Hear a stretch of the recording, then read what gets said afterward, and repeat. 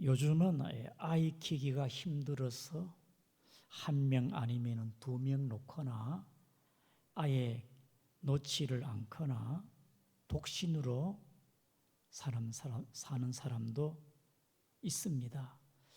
60년대, 70년대에는요, 참 가정마다 여러 명의 자녀를 두었지요. 저도 8남매인데 어렸을 때 또 몸이 아파 아이들이 또 2명을 잃었는데요. 참 그때는 가난했고 힘들게 살 때이지요.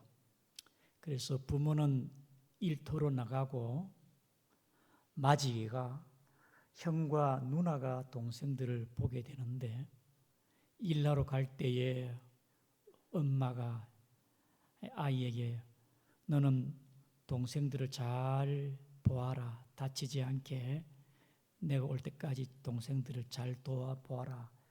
막내가 있다면, 이제 젖먹이가 있다면은 때가 되면은 우유를 먹이고 똥을 싸면은 기저귀를 갈고, 그리고 동생들을 잘 지키고 있어라. 그런데 엄마가 집에 와서 보니까 집안에는 난장판이 되어지고 아이는 똥을 싸가지고 집 뭉개고 있고, 그러면은 너는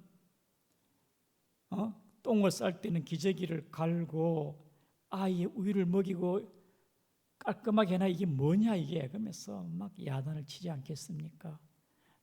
자녀들에게, 특별히 마지에게 그 책임을 추궁하게 되는 것이지요. 마찬가지로 우리 하나님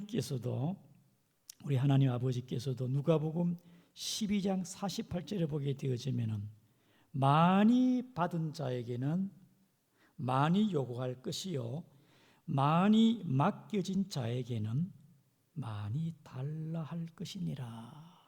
5달란트 받은 자에게는 5달란트를 요구합니다. 2달란트 받은 자에게는 우리 하나님이 2달란트를 요구하게 되는 것이지요. 받은 것만큼 요구하신 하나님이시다. 야고보 3장 1절에는 선생된 우리가 더 큰 심판을 받을 줄 알라. 선생된 자가 책임이 많다는 것이죠. 오늘 본문의 하나님의 말씀은 믿음이 강한 자에 대해 말씀입니다. 우리 같이 한번 1절을 보겠습니다. 시작. 믿음이 강한 우리는 마땅히 믿음이 약한 자의 약점을 담당하고 자기를 기쁘게 하지 아니할 것이라. 믿음이 강한 자에게, 하나님께서 믿음이 강한 자에게 요구하는 것과 책임이 많다는 거겠지요. 소아시아 7교회의 주의 사자들에게 책망합니다. 목사로 세우고 장로로 세우고 권사로 세우고, 특별히 믿음이 강한 자에게는 요구하는 게 많고 책임이 크다, 그 말입니다. 믿음이 강한 자는 믿음이 연약한 자의 약점을 담당할 것이니라. 여러분, 교회 안에는 믿음이 다 좋은 사람이 있는 게 아니잖아요. 믿음이 약한 사람이 있습니다. 믿음이 약한 사람의 특징이 뭡니까? 이제 교회 나온 지 얼마 안 된 새신자, 이제 세례받은 자, 아직 믿음이 연약한 자들은요, 눈치가 구단입니다. 딱 교회 오면은 한눈에 다 파악이 됩니다. 그리고 판단이 빨라요. 왜? 은혜가 없잖아요. 육신의 눈으로, 세상의 눈으로 보기 때문에 왜 저 성도는 왜 저래? 집사가 왜 저래? 그리고 교회를 판단하게 되는 거예요. 믿음이 없다 보니까 그런 거겠죠. 그리고 여러분, 믿음이 약한 자에게는요, 저도 대화하기가 조심스러워요. 판단이 빠르기 때문에. 전할 때도 성도님하고 조심스럽게 대화를 해야 돼요. 아주 정성을 들여가지고 상대 입장에서 조심스럽게 대화해요. 그러나 믿음이 좋은 성도에게는요, 별 부담이 안 됩니다.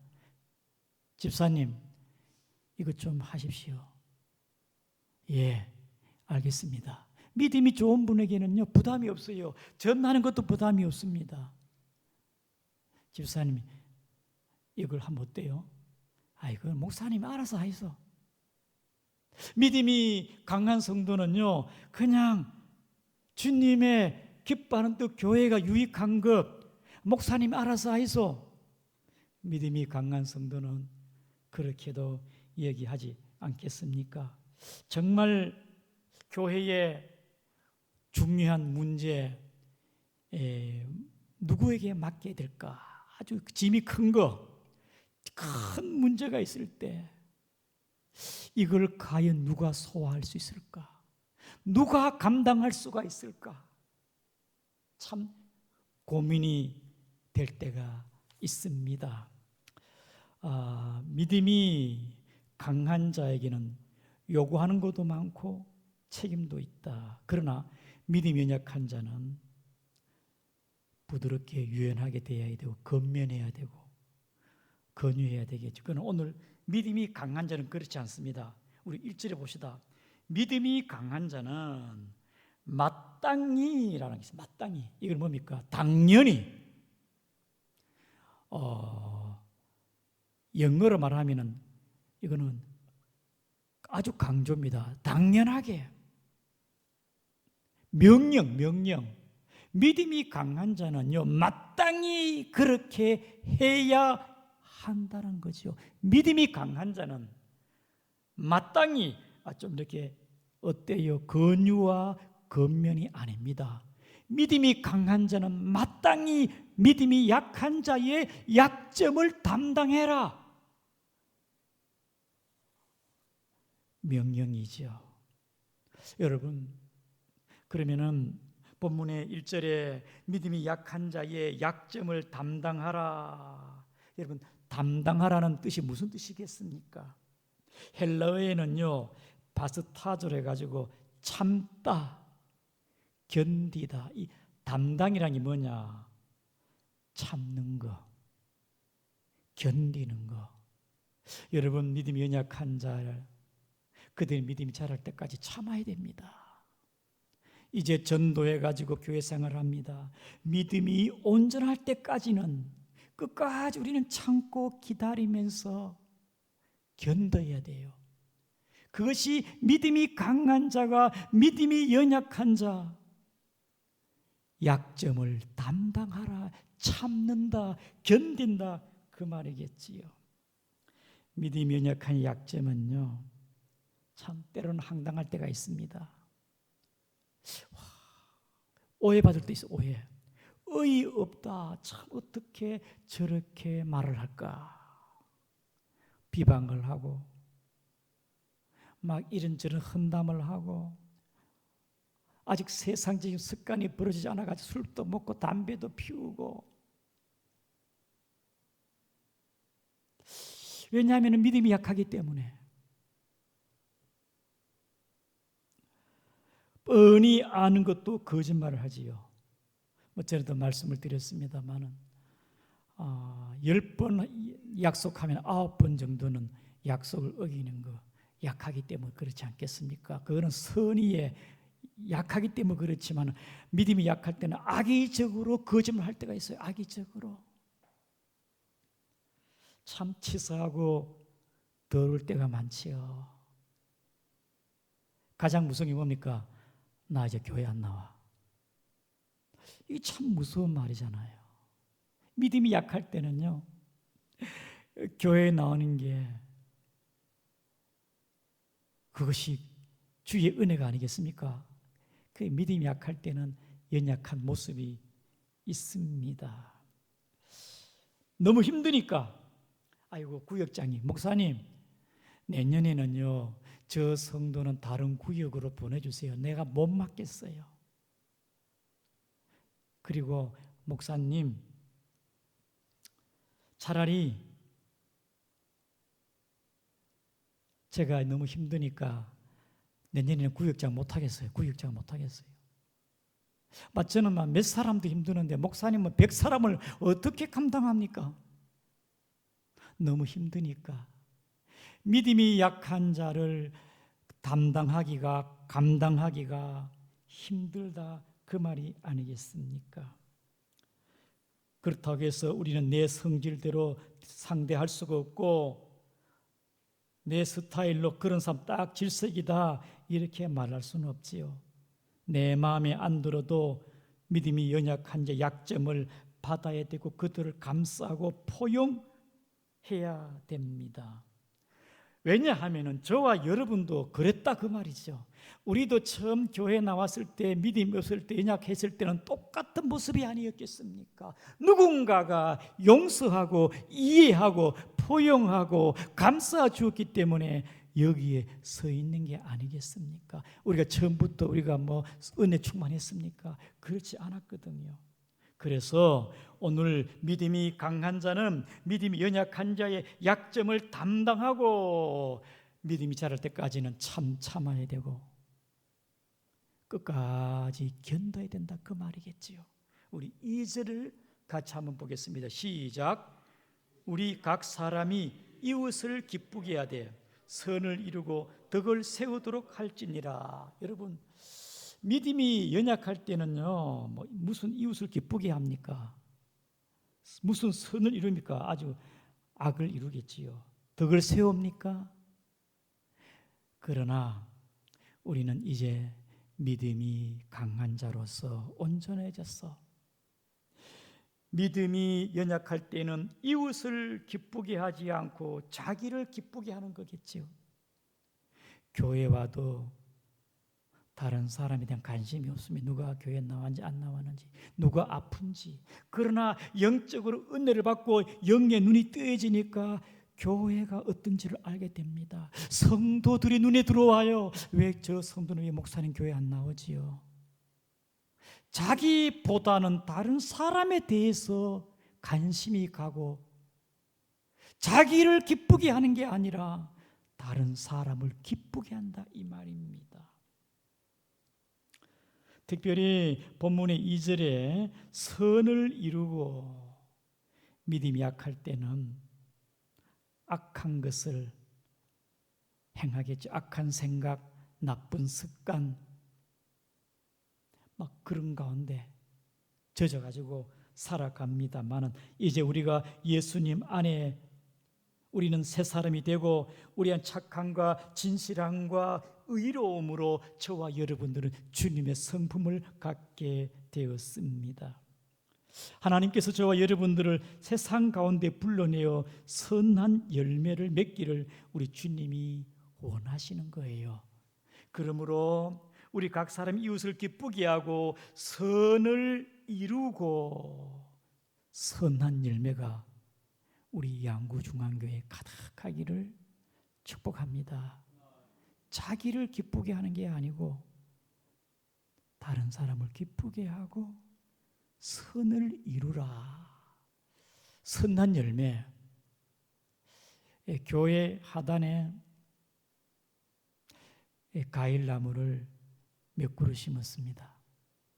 자두나무에 자두가 달렸고 사과나무에 사과가 달렸습니다. 자두는 병이 들어가 거의 다 떨어졌고 사과는 몇 개 달렸습니다. 여러분, 사과나무는 반드시 사과가 달립니다. 자두는요, 자두나무에서 달리는 거예요. 열매로 나무를 안다. 따라합니다. 성도는 선한 열매로 성도를 안다. 그러므로 성도는 그리스도인들은 반드시 선한 열매가 있다. 여러분이 선한 열매가 얼마나 열려 있는지. 우리는 본성이 악했습니다. 가시나무예요. 그러나 이제 감람나무의 젖붙임을 당해가지고 좋은 열매, 선한 열매 가득하는 여러분 되기를 주의 이름으로 축복합니다. 선한 열매. 베드로전서 3장 1절 말씀에 가정에 믿지 않은 남편이 있으면 말이 아니라 행실로 남편을 구원하라. 선한 행실, 정결한 행실로, 말이 아닙니다. 행실로서 남편을 구원하라. 여러분, 요즘 말로 전도 되겠습니까? 물론 안 하는 것보다 낫겠지요. 그러나 예수 믿는 사람들은 말은 잘해. 오늘 우리가 우리의 삶을 보고 영향력을 보고 그 사람이 설득되고 교회 나오는 게 아니겠습니까?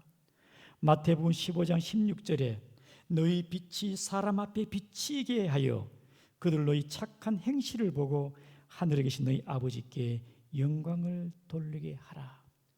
우리 하나님 아버지께 우리의 착한 행실로 영광 돌리는 우리 양구중앙교회가 되었으면 좋겠습니다. 그리고 본문의 2절 하반절에 선을 이루고 덕을 세우도록 하라. 이걸 덕을 세우다란 말은 헬라어로 프로스 오이코노멘, 집을 건축하다.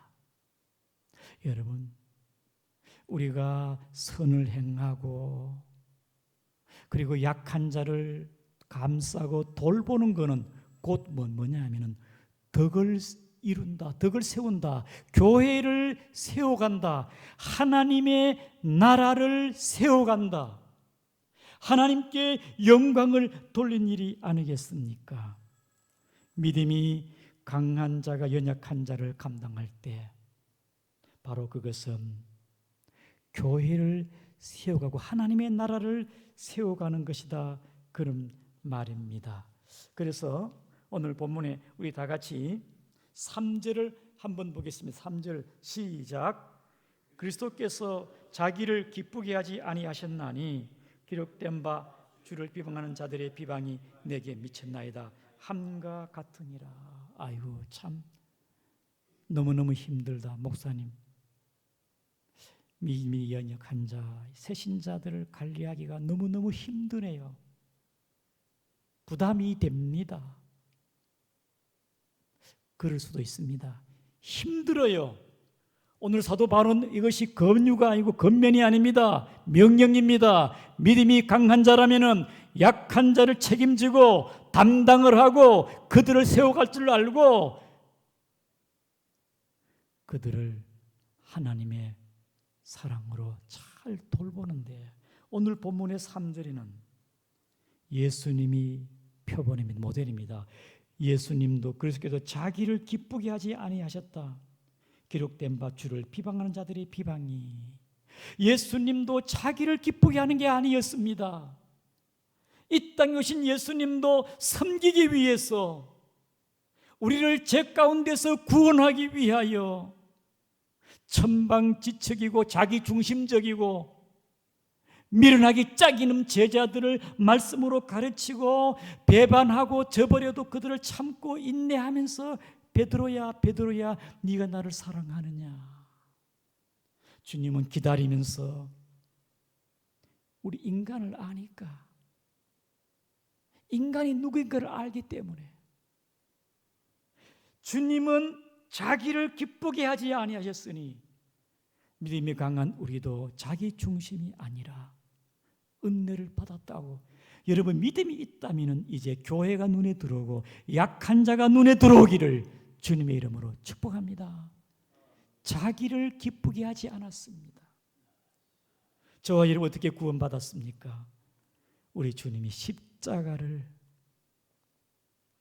끝까지 참고 담당했습니다. 바스타죠. 참고 견뎠습니다.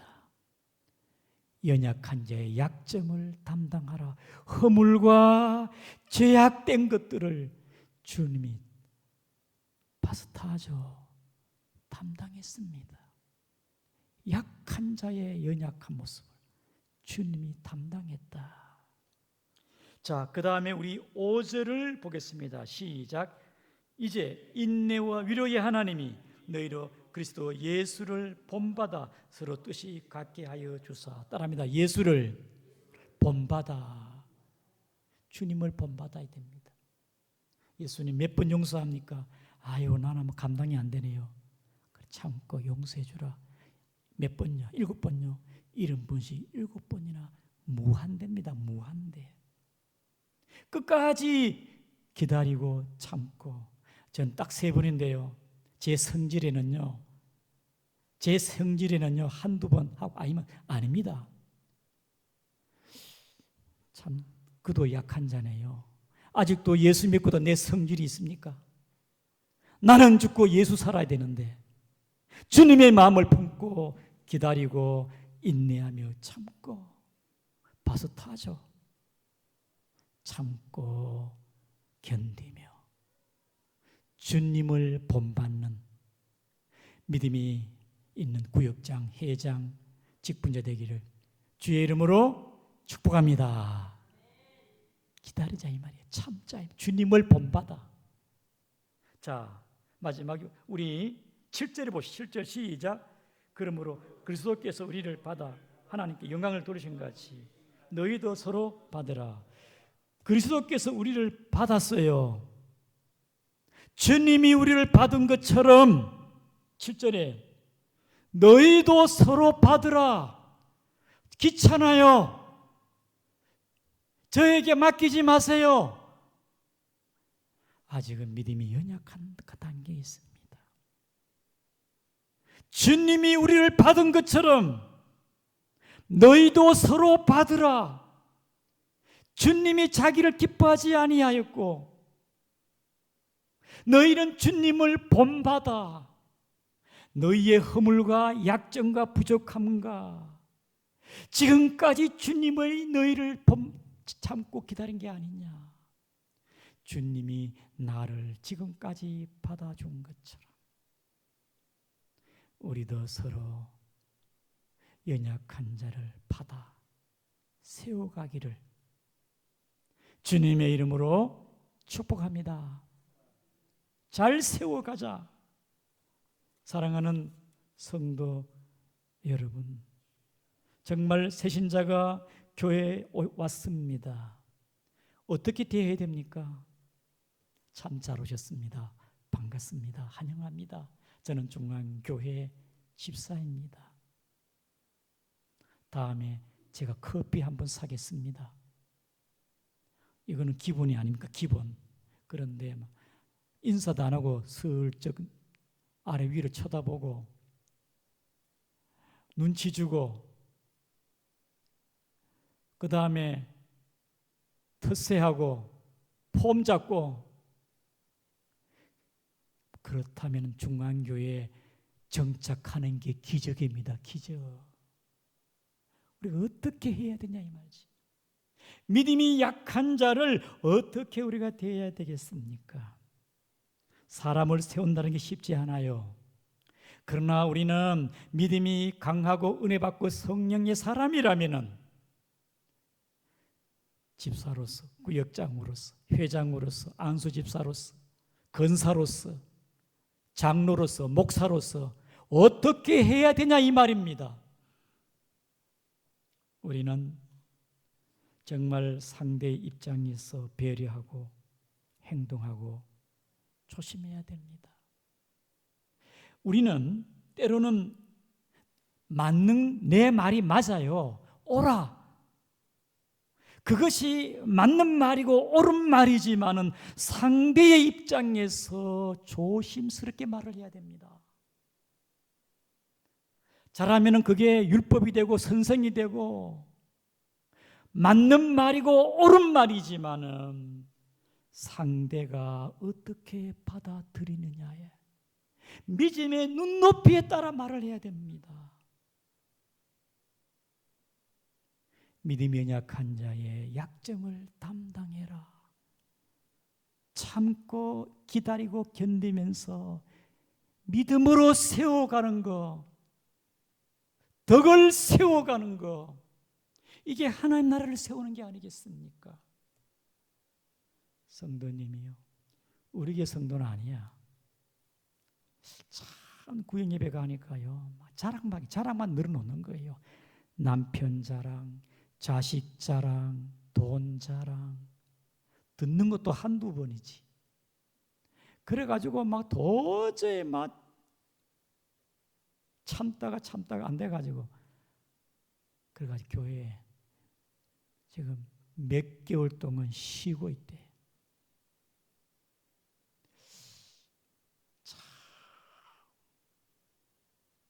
사랑하는 성도 여러분, 우리 교회는 따라합니다. 예수자랑, 예수자랑.